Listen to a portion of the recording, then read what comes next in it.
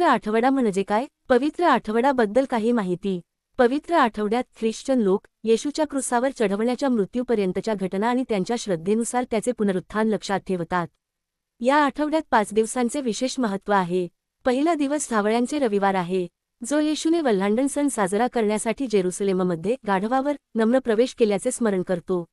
शुभवर्तमानाच्या अहवालानुसार त्याचे स्वागत लोकांच्या गर्दीने केले, ज्यांनी आपले कपडे पसरले आणि त्याच्या मार्गावर खजुरीची पाने ठेवली आणि त्याला दाविदाचा पुत्र घोषित केले. मत्तय 21-5. अनेक ख्रिश्चन चर्चमध्ये पाम संडे आशीर्वाद आणि खजुरीच्या मिरवणुकीने साजरा केला जातो. मौंडी गुरुवार हा युकेरिस्टच्या शेवटच्या जेवणात येशूची स्थापना दर्शवितो. त्यानंतर ख्रिश्चन उपासनेचा एक मध्यवर्ती घटक आहे. येशूने शेवटच्या जेवणात त्याच्या 12 शिष्यांचे पाय धुतले. उत्तम शुक्रवार येशूच्या दुःखाचे आणि क्रूसावरील मृत्यूचे स्मरण करतो. हा पारंपरिकपणे दुःख, तपश्चर्या आणि उपवासाचा दिवस आहे. नंतर पवित्र शनिवार, ज्याला ईस्टर दक्षित देखील म्हणतात, हा उपवासाचा पारंपरिक शेवट आहे. शुभवर्तमानांनुसार येशूच्या क्रूसावर चढवल्यानंतर तिसऱ्या दिवशी ईस्टर संडे हा त्याच्या पुनरुत्थानाचा उत्सव आहे. पवित्र आठवड्याचे महत्त्व. पहिला, आठवण आणि कौतुकाचा आठवडा. दुसरा, आभार मानण्याचा आठवडा. तिसरा, पश्चात्ताप आणि समेटाचा आठवडा. चारवा, ख्रिस्ताच्या नवीन आज्ञेचे पालन करण्यासाठी एक आठवडा, अगापे प्रेम. पाचवा, आपला विश्वास वाढवण्यासाठी आणि देवासोबतचे आपले नाते मजबूत करण्यासाठी एक आठवडा. शुभवर्तमानाचे विवेचन. झावल्यांची रविवारच्या घटनांवरील नोंदी. 1. येशू एका गाढवावर स्वार होतो. येशू गालिलपासून बेथानीपर्यंत 90 मैल चालत जायचा आणि नंतर जेरुसलेमला शेवटचे 2 मैल जाण्यासाठी एक गाढव मिळवायचा. हे विचित्र वाटत नाही का? त्या काळात राजे युद्धकाळात अशा मिरवणुकांमध्ये घोड्यावर बसून प्रवास करायचे, परंतु शांतीच्या काळात गाढवावर स्वार होणे पसंत करायचे. पहिला राजे पहिला अध्याय 38-41 मध्ये वर्णन केले आहे की राजकुमार शलोमानाने त्याच्या राज्याभिषेकाच्या दिवशी औपचारिक मिरवणुकीसाठी त्याचे वडील दावीद यांचे शाही गाढव कसे वापरले. येशू शांतीचा राजा म्हणून पवित्र शहरात प्रवेश केला. जखर्याच्या भविष्यवाणीची पूर्णता केली. शुभवर्तमानात विशेषतः उल्लेख आहे की मिरवणुकीसाठी येशूने निवडलेला शिंगरू असा होता ज्यावर यापूर्वी कधीही स्वार झाला नव्हता, जो आपल्याला पहिला शमूएल 6 अध्याय 7 वचन मध्ये कराराचा कोश वाहून नेणाऱ्या प्राण्याबद्दल दिलेल्या अटीची आठवण करून देतो. 2. स्वागताची पद्धत. येशूला राजा म्हणून शाही स्वागत देण्यात आले. 171 बीसीमध्ये यहुदी लष्करी नेता सायमन मकाबियसला दिलेल्या अशा स्वागताचे वर्णन याप्रमाणे केले आहे. 3. वापरलेले नारे. सहभागींनी हालेल स्तोत्र गायले. स्तोत्र 118 आणि स्तोत्र 25 आणि 26 मधील शब्द आठवण करता ओरडले. ग्रीक शब्द होसियाना चा मूळ अर्थ आता आम्हाला वाचवा असा होता. लोकांनी मंडपांच्या सणाच्या दिवशी होमार्पणाच्या वेदी भोवती 7 वेळा प्रदक्षिणा घालताना संपूर्ण स्तोत्र 118 गायले. तथापि झावल्यांची रविवारी लोक अभिवादनाच्या नाऱ्या म्हणून होसांना ही प्रार्थना वापरत असत. त्याचा अर्थ देव इस्रायलच्या राजाला वाचवो असा होता. 4. झावळ्यांची रविवारच्या मिरवणुकीचा प्रतिकात्मक अर्थ. पासोव्हरच्या सणाच्या वेळी जवळजवळ 25,000 कोकरे बलिदान देण्यात आले, परंतु महायाजकाने बलिदान दिलेला कोकरा मुख्य सणाच्या 4 दिवस आधी मिरवणुकीने मंदिरात नेण्यात आला. झावळ्यांची रविवारच्या दिवशी खरा प्रस्का कोकरा येशूला देखील मोठ्या मिरवणुकीने मंदिरात नेण्यात आले. 5. येशूची प्रतिक्रिया. मिरवणूक सुरू होण्यापूर्वी येशू जेरुसलेमवर रडला. जसजसे तो जवळ आला त्याने यरूशलेम शहर पाहिले आणि त्यावर रडला आणि म्हणाला, जर आज तुम्हाला शांती कशामुळे मिळते हे माहीत असते तर, परंतु आता ते तुमच्या नजरेपासून लपले आहे.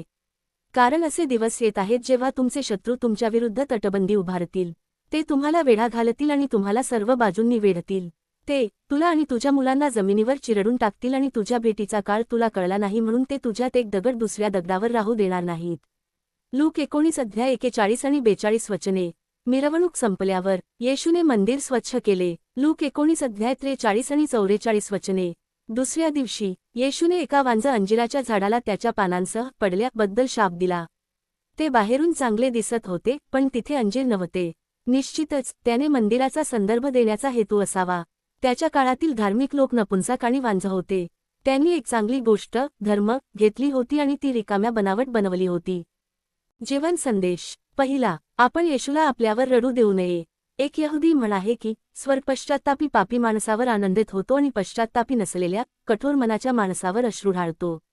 आपण उधळ्या पुत्राचे अनुकरण केले पाहिजे, म्हणजे पश्चात्ताप करून देवाकडे वळली पाहिजे आणि उपवासाचा या शेवटच्या आठवड्यात समेटाच्या संस्काराद्वारे देवाकडे आपल्या प्रेमळ पित्याकडे परतले पाहिजे, जेणेकरून आपण ख्रिस्ताच्या पुनरुत्थानाच्या आनंदात पूर्णपणे सहभागी होऊ शकू.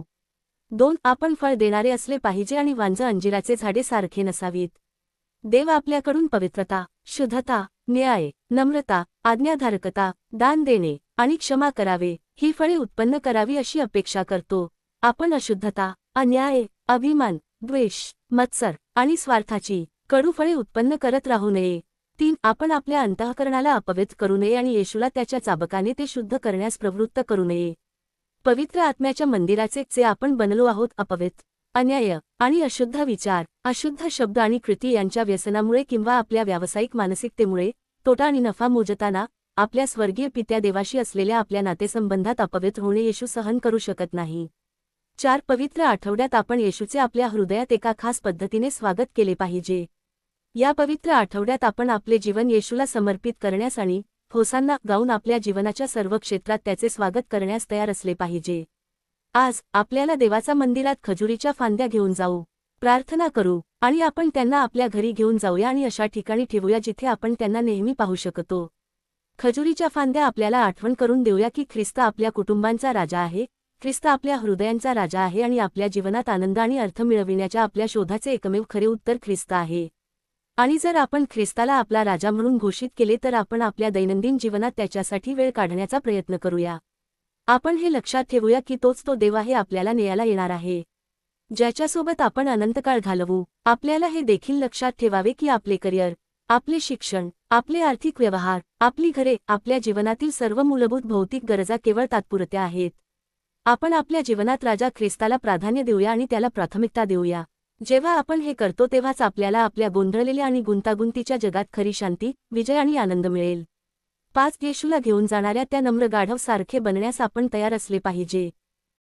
आपण येशूला जगात वाहून नेत असताना झावल्यांच्या रविवारी येशूसारखेच स्वागत आपल्याला मिळू शकते, परंतु नंतर आपल्यालाही तोच विरोध, सतावणी आणि परीक्षांचा सामोरे जावे लागेल. गाढवप्रमाणे आपल्याला ख्रिस्ताला अशा जगात घेऊन जाण्याचे आवाहन केले जाते जे त्याला ओळखत नाही. आपण नेहमी लक्षात ठेवूया की ख्रिस्ताशिवाय ख्रिश्चन हा विरोधाभासी आहे. असा ख्रिश्चन संदेश खोटा ठरवतो. म्हणूनच या पवित्र आठवड्यात आपण पारदर्शक ख्रिश्चन बनूया, जेणेकरून इतरांना आपल्यामध्ये येशूचे वैश्विक प्रेम, निःशर्त क्षमा आणि त्यागाची सेवा पाहता येईल. 6. झावळ्याची रविवारच्या दिवशी आपल्याला या कठीण प्रश्नांना सामना करावे लागेल. आपण केवळ मंदिरमध्येच नव्हे तर आपल्या दैनंदिन जीवनात येशूचे अनुसरण करण्यास तयार आहोत का? भविष्य भयावह किंवा गोंधळात टाकणारे असतानाही देवाकडे एक योजना आहे यावर विश्वास ठेवून आपण स्वतःला येशू देवाच्या स्वाधीन करण्यास तयार आहोत का? पृथ्वीवर आपल्यासाठी त्याची योजना पूर्ण होईपर्यंत आपण त्याची सेवा करण्यास तयार आहोत का? हे झावल्याची रविवारचे प्रश्न आहेत. चला या घटनेवर एक नवीन नजर दृष्टिकोन टाकूया. ते आपल्याला कायमचे बदलू शकते, कारण येशूची आवड आपल्याला दाखवते की जरी आपण पापी आहोत ज्यांनी येशूला वधस्तंभावर खिळले आहे, तरी आपण त्याच्या देणगीने पुन्हा येशूकडे वळू शकतो आणि समेटाच्या संस्कारात त्याची दया मागू शकतो. येशूच्या उत्कटतेद्वारेच आपल्याला क्षमा मिळते, पण तो आपल्या अपराधांसाठी घायाळ झाला, तो आपल्या पापांसाठी चिरडला गेला.